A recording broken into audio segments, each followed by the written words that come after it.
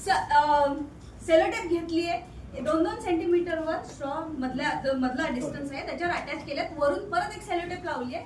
शेवटची सेलोटेप आहे ती मी फोल्ड केलेली आहे जेणेकरून ही चिकटणार नाहीये. सिंपलचं बेसिक आहे. एका विद्यार्थ्याला किंवा कुणाला तरी ही वेव पकडायला लावायची. हे स्ट्रेट लाईन मध्ये आहे. आता आम्ही खूप 5 मिनिटात केले त्यामुळे ऍक्युरेट नाही झालेली.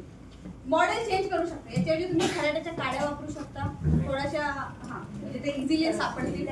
त्याच्यानंतर आपल्या बांबू स्टिक वापरू शकता थोड्याशा वर, आणि किंवा आपण आता जे स्पोक वापरले जर तेही मिळाले तर ते अतिशय सुंदर बनतं. अर्धा स्पोक आणि अर्धा प्लास्टिक तेही दाखवू शकता मुलांना.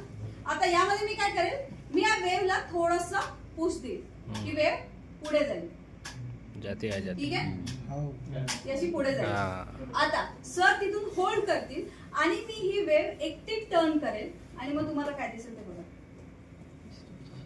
लूप सारखं दिसेल. लूप सारखं दिसतंय. वेवलेंथ दिसते इथून ते इथपर्यंत एक वेवलेंथ. आता वेवलेंथ आणि फ्रिक्वेन्सी कमी होतीये आणि फ्रिक्वेन्सी वाढतीये.